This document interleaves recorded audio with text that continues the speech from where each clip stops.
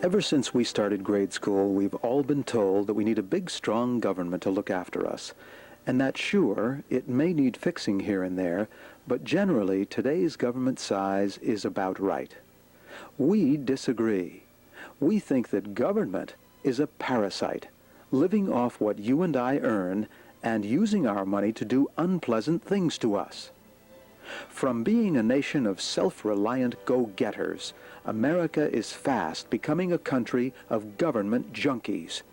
We think an alternative exists, one that puts you back in charge of your own life and destiny. We call it the freedom alternative.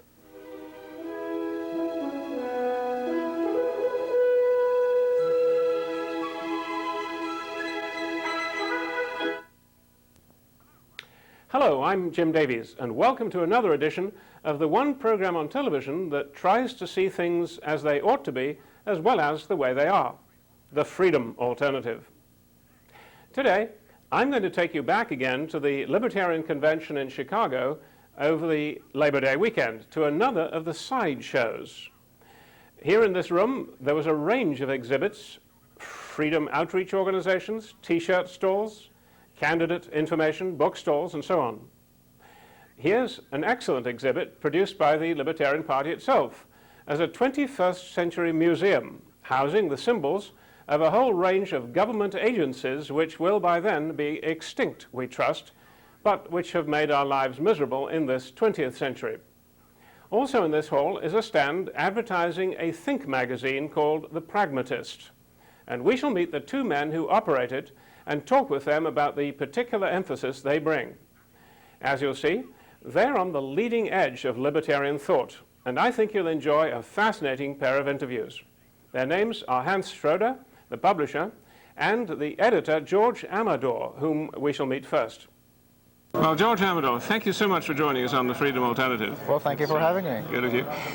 You are the editor, is that not correct, of this magazine, The Pragmatist? That's correct, yes. How long have you been doing that? Well, we launched the magazine in 1983. We've been in business for just over 8 years now. Yeah. Why did you start it?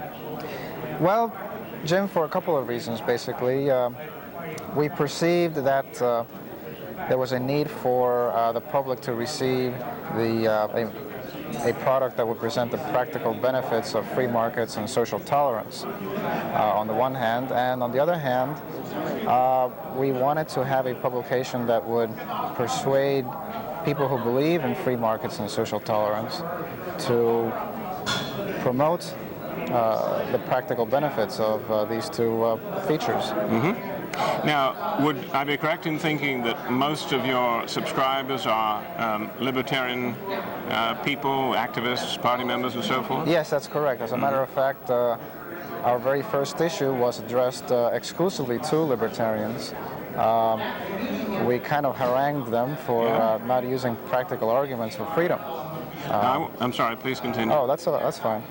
I wanted to ask you, though, when you say practical arguments for freedom, this is the distinguishing feature of The Pragmatist, is that correct? That's correct, yes. You'll find that most libertarian magazines will use either a mix of arguments, they'll use very abstract philosophical arguments. Or sounds heavy. Yes, very heavy reading. And our perception is that most Americans simply are not interested in ideology or philosophy or high abstractions like that. So we prefer to deal with bottom line concepts, such as how much money you'll save if you didn't have to pay any taxes. Now, I see that here, what is this publication? It's obviously not part of the magazine, but you made this as well. And tell us about what that is. Just let's hold it up for the viewer. What it says is freedom, what's in it for you? Try $5 million and, what is it, $98,610. That's correct, $5 million. Tell us about this. What on earth is that about? Well, this is actually a reprint of an article that we had in The Pragmatist a few years ago. Essentially, it calculates the money that you could have in your bank account if you were able to save, to keep all the money that you pay to the government in taxes every year. That's during what period of time? For a lifetime. For a lifetime? Yes. You're taking what, 70 years, 75 years? 75 years, 75 years. If you, at the current rate, if you were able to save all the money that the government costs the average person over your lifetime Yeah. at 1987 levels, that's the latest information we have, Okay. and simply put it in the bank at 5% interest. That's quite moderate. Yes, very.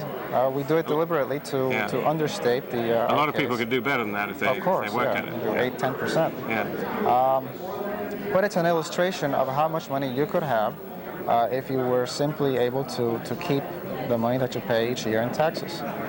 Of course, it's an average. Most Oh, people, yeah. Yeah. most people who are actually working will pay more, and therefore the figure will be greater for So them. what you're saying in this article is that bottom line, the government in all its totality is costing the average person $5 million? Yes, that's right. The average person, that includes every man, woman, and child. That's the individual now. That's right. If you have a family of 4, you're talking 20 million? You could say that, yes. Wow. It's because the government costs every American about over $6,000 a year in taxes, direct and indirect taxes, which means that a family of 4, on the average, again, pays over $24,000 a year in taxes. Yeah. Taxes, that's indirect and indirect. I'm sorry, direct and indirect taxes. Right. And if you could simply, don't touch the money. Just put it in the bank and collect interest on it. And after a few years, it really begins to build up. Yeah. Now, it's an illustration of what you could do. Of course, you can spend the money. Well, I was going to say that when you propose this to anybody, they will come back with the question, hey, wait a minute, that if that you use, that word if at the beginning of the sentence, that's a very big word. You can't do without government. How could you possibly do that? How do you answer this? And how have you done so in the magazine articles over the years? That's right. Well, as a matter of fact, our position is that everything that the government does is either unnecessary or it can be performed better by free people in the marketplace. What would that mean to your average family of whom we've just spoken, or the average individual? What you're saying he would do? He wouldn't put the money in the bank at 5%? What would he do in practice? Well, I think that most people would probably do a mix of things. They would, with this money that they could save from taxes, they would save some of it, salt it away for a rainy day. But doubtless they would spend a lot of it. And instead of spending it on things that the government wants, they would be able to spend it on things that they want. Now, some of the things that government does for us, it would be pretty difficult to do without. We have to have roads, right? Yes. Most people would want to have schools. I agree. Okay. Now, isn't this going to eat into your $20 million per family? If Yes, you it will. start spending on those things? Yes, it will, but again, you will only need to spend money on things that you choose to do. That you choose. Okay. So if you don't have children, for instance, you may not be interested in spending money on schools. Right. And is it, did I not hear you say a little while back that in practice you find, by studying these things as economists, that free enterprise does things more efficiently than government? Much more efficiently, yes. As a matter of fact, the economist Gordon Tullock has come up with what's called the bureaucratic rule of 2. Oh, yes. Which is basically that if you compare the cost of doing something through the government versus doing it in the free market, the government, that is the bureaucracy, will cost twice as much to accomplish the same thing. And there are cases where it costs as much as 5 or 8 times as much. So essentially you could say that the government, if you have the government do a service, perform a function, it'll cost you 2, 3, 4 times as much. If the free market could do it, you would only pay as little as 20 or 15% of what the government is charging you to do it. So there are perhaps two components to your argument here. Number one, if you choose to purchase some service formerly done by government, it's going to cost you less. That's right. And you only choose to purchase those services you want. Exactly. It goes on 2 levels. Yeah. So although it's probably true that the average person won't choose to save $5 million in a lifetime, he's going to get a big slice of that. Am I correct? Exactly. Yeah. This is just to illustrate the things that you could do with that money if you wanted to. This is wonderful. You work with Hans Schroeder, the publisher of Pragmatist, and I think it would be nice if we invited Hans to come here and tell us a little bit more about the Pragmatist. But thank you very much indeed, George, well, thank you for having coming me on the program. It's been a pleasure. Yeah. Schroeder, I correct my pronunciation. You are the publisher of this magazine. Yes, I am. Quickly, for my benefit and that of some of our viewers, what's the difference between an editor and a publisher? Well, I'm more concerned with the business end of it, yes. finding money and doing some of the more physical parts of it, such as helping to send out the mailing, yes. postage, and all Okay, of gotcha. that. And but you're very much bound up in the philosophy and not approach only of it. that, I do contribute articles, but George is the editor and has the final say. Now, I've noticed, I've subscribed for some years, and I've noticed that there's a wide variety of articles and subjects addressed. It's not just a magazine to promote the idea of tax abolition. It is that, but it's much more than that. That's correct. I see one of your extracts here is on the subject of drugs. Tell us about this little brochure here. Okay. First of all, we are not advocating drugs or anything like that for people to take, but we do believe that freedom is not divisible, and if you want to abolish taxes, you just then can't also say, wow, but we're going to have a police force, jails, and so forth to incarcerate people who use or sell drugs. You have to have freedom even in things such as drugs. Right. And it's a nice phrase, that. Freedom is indivisible. That's correct. If you want to be free of taxes, you must let me take drugs, or vice versa, right? Exactly. Yeah. Although, admittedly, I also have the right to, as long as you're willing to listen, to advise you not to. Very good. Yeah, very good. Yeah. And the reasons that you propose, to take this subject as an example, the reasons you propose, are they moral reasons? Well, we have tried to avoid all moral reasoning.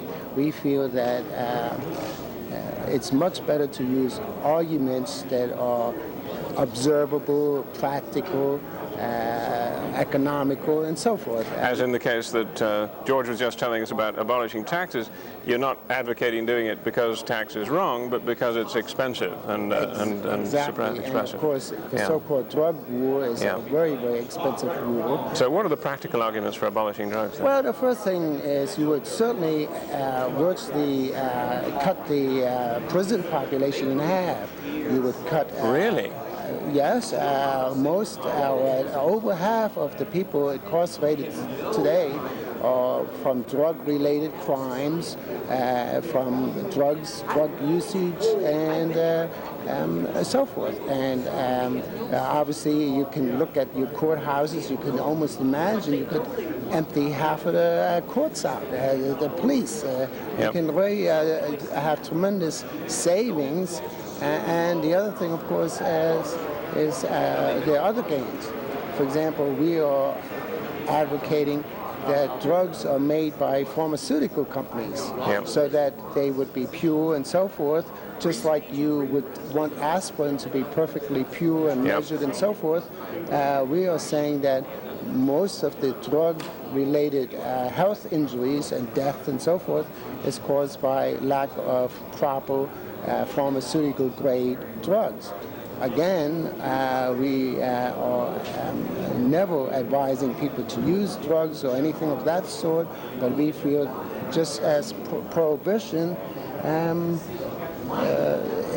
when they legalized alcohol, a lot of the mafia, the underworld, the gangs and everything was greatly reduced.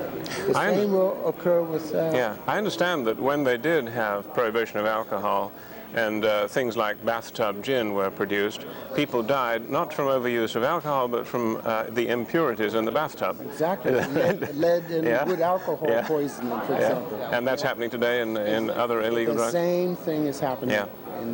So these are very practical arguments. You're not saying that drug taking is wrong or right, but that society would be better off without prohibition. Is that That's exactly true. Yes. What are some of the other subjects that you've touched on over the years? Pick out a few that might come to mind. We are also, frankly, in the libertarian movement, one of the key cornerstones of libertarianism is the abolition of punishment. And the abolition of punishment? And only be concerned with the restitution to the victim. Oh, isn't that interesting? And we believe that currently we're having approximately 36 million crimes in the United States, of which probably lead to around 3 million arrests, and convictions is probably down to $300,000 a year. I mean, it's the percentages are terrible, so skewed, and yet with all of this, probably less than 1 in a million get compensated by the perpetrator of the crime that causes harm to the victims. You're saying the victim is pretty well left out of the equation? Sure. In fact, in California and some of the others, there are court fights over allowing the victim to have a say in the sentencing and so forth. He can't even have that. That's an let improvement. alone, of course, being compensated for harm done. But quickly, what are the practical arguments for abolishing punishment? Abolishing punishment sounds a pretty radical idea, even to a lot of libertarians. Yes. Well, the thing, of course, is, as I said, is nothing new with the pragmatist, except that we believe that only restitution is to be considered, and that no punishment whatsoever would be useful or practical. What then would happen is... Give me an example there. Well, for example, if every person can become a witness to a crime, be paid for as being a witness, if there would be immediate justice or restitution to the victims, everybody would start looking out for criminal activity, and it would pay them to do so, let alone having a safe community and so forth. Yeah, could you be sure they would tell the truth? Every person, in a sense, would start...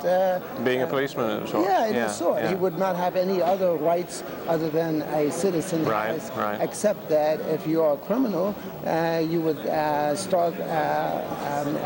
you would be forced to pay. Or obviously, the offer would be voluntarily paid back, but if we have to start having a court trial and so forth, even that trial would have to be paid by the perpetrator. The perpetrator. He would pay all costs, including your own capture, his own capture. This could amount to a very heavy penalty for him. That's correct. So we're not being soft on criminals here. No, it's just the opposite. I claim that some of the penalties can be a lifetime of work to produce enough money to pay the victim back, or his heirs in catastrophic areas such as murder, where it is very, very difficult to make any compensation. However, of course, today there isn't any either, is there? Not only that, a lot of criminals are never even caught. A typical example is the serial killer. The serial killer is a phenomenon only because we have a socialized justice system, a socialized police system where people, if there's no quick, easy solutions, they merely bypass and go on to more easier cases to settle. That's right. And so the serial killer can get away with years of escaping getting caught. So in summary, I think I heard your practical arguments as being that there's going to be a dramatic increase in the number of convictions because more people are going to get caught through the vigilance. I don't know about the cost of court, so you haven't gone into that. Well, but at least, the other major point that we are advocating is that the court itself would be liable. Judges and juries would be liable because if you charge the perpetrator too much money, throw the book at him, as it were, cruel and unusual. That's right. Yeah, right. You know, the defendant, the perpetrator would become a victim. And I just recently read in this morning's USA Today where a Pittsburgh man was put in jail for 12 years. For a falsely accused murder crime. Wow. And yet, what do they do to him? Oh, good guy. They apologize, I suppose. Oh, my goodness. No compensation. And can you imagine if you were placed in jail for 12 years for a crime that never was committed? And, of course, obviously we are opposed to the idea of the taxpayers paying for a victim's fund. Again, the judge, the police, the prosecutor made a mistake. Why should the taxpayers be liable? And perhaps the most attractive part of the whole idea is that the victim would, to the extent possible in the circumstances, get compensation compensation for what he suffered. This was And very... the important thing is to do away with punishment and get restitution. Yeah. Because most people would agree they don't want kangaroo courts. No. Where they don't want private enterprise trying and punishing criminals. No. No one wants that. No. And obviously all the bad things would occur, such as feuds between two families, so you name it. Yeah, Hans, your magazine over the years has had a very heavy and tremendous influence on our little program in Connecticut. We're very grateful to it. Good. Keep up the good work. Thank you and very keep breaking, I'm not sure what the right phrase is, keep pushing the barriers of understanding back, will you? So that you're on the cutting edge. Yeah, thank you. And I wish you a whole lot of luck in going on with the work. Thanks so much for joining us. Thank you very much. Well, folks, clear and original thinking like you just heard from those two gentlemen, you don't find on the big TV networks now, do you? The magazine that they publish is called The Pragmatist, and if you would be interested in subscribing to it, we can arrange that. Call this number, that's mine, or the number you'll see on the screen at the end of this edition of the Freedom Alternative, and we'll be glad to arrange it for you. Now, Peter Verderosa, you haven't seen that interview, that presentation before today. What struck you as the most interesting part of it? Well, as we first looked at your interview with George, it was very, very impressionable, that statement that he made about $5 million being the amount of money each person in America would save over a typical 75-year lifespan if that money were, gathering interest at a very reasonable rate. A very modest rate. In other words, he gave government the benefit of the doubt, so to speak. I would love for that point, to really sink in. It takes a lot of absorbing. Right. Of course, we must look at the fact that if the money were in use and it weren't being banked away or put into some sort of investment vehicle, it would be a lot less. But indeed, it would... Not quite. I think you could look at it the other way around. You see, if you do the simple, fairly simple arithmetic calculation like George did and come up with the figure of 5 million, that's what government's costing each one of us, man, woman, and child. Now, if you choose to spend some of it on some services like roads and schools that you want to buy, instead of saving it, then, from your point of view, it's worth more than $5 million. This is true. Because if it wasn't worth more to you, then you'd leave it in the bank and let it accumulate, right? So the cost of government, we can therefore say, is $5 million per lifetime per person, or more, or better. Okay. It's a conservative estimate. It's a conservative estimate, yeah, whichever way you look at it. Well, because you guys went on to say that people would use the money to how did George put it? He said they would use it for what they want, rather than what government wants. Choice comes in. Isn't that beautiful? Yeah.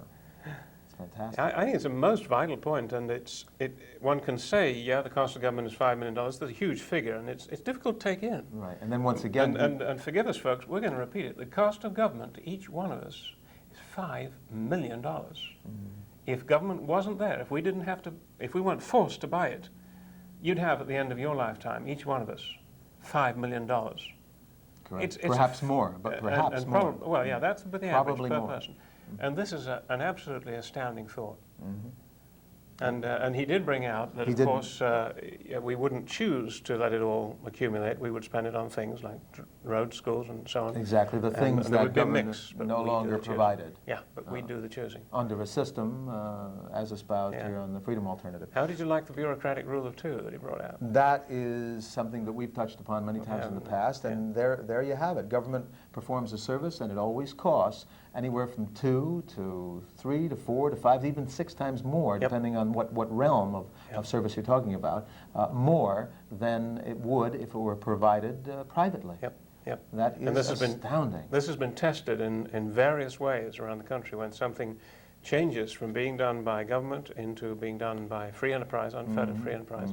Then the cost goes down. It's very much related to the previous program featuring Yuri Maltsev, when he talked about people. How did he put it? He said people only work when they're enslaved. They only work when they know they're being observed. Yes, and in contrast to when they're working for themselves for profit, They work with maximum intensity. And diligence. And diligence, right, exactly.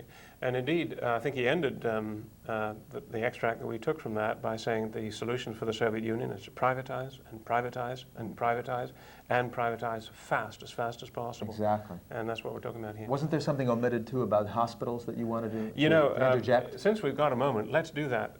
If you watched the program last week, folks, you will have seen that brilliant Russian economist, Yuri Maltsev, speak of many of the problems of the Soviet Union. One he did speak of, but which we couldn't bring you, was the fact that in the Soviet Union today, about 3/4 of all AIDS patients, people who contracted AIDS, got it from needles in government hospitals that were not properly sterilized. Why weren't they properly sterilized? The nurses didn't have an incentive to do good work. They're a part of a slave economy. They have been for 70 years.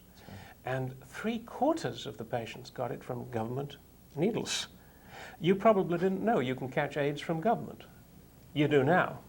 3/4 of them in Russia. It's astounding, as incredible as that may seem. Interesting. In this country, in the United States, it's been estimated that approximately 1/4, not as big as in Russia, but 1/4 of all AIDS patients catch AIDS from government. Do you know how it works? It works this way. If you happen to be a user of drugs, intravenous drug user, which is illegal, but people do it anyway, and that's a separate issue. If you happen to be one, you share needles around. Why? Because the government forbids the sale and purchase of cheap hypodermic syringes. And in fact, isn't that a beautiful example of what Hans Schroeder was saying concerning drugs, that drug prohibition, whether it's right or wrong is another matter, it's far too expensive, it's too costly. And that's a fine example of it, I think, that it gives people AIDS, among many other things. What do you think of Hans's other fascinating point about the contrast of punishment and restitution in a justice system? I think that was fantastic. That was a beautiful idea to focus on compensation for the victim and do not focus on what most of us have a tendency to do, and that is punishing the perpetrator. Yeah. Let the perpetrator wallow in his own misery as the perpetrator. Going to have to do the restitution. Because under our scheme of things, right, the perpetrator would be in a position where he would bear full responsibility, and he does not in today's system. He does not indeed. You know, this whole issue is a good example of what I want to say next, Peter, and that is that if you asked a person on the street, is there anything that government has to do that a free enterprise system couldn't do? They'd probably answer, well, they've got to administer the police and the court system. Here we've shown, very briefly, that on the contrary, a free market court system would be far more efficient and far more just than the present government monopoly. If you think of any other function that the government does that you feel that a free market could not do, call me, let us know. We want to discuss it on a future program. Don't forget, give us a call, tell us what it is and why you think a free market couldn't do it. Wonderful program. And until next week, same time, same station, I'm Peter Verderosa. And I'm Jim Davies. Have a pleasant week. Good night.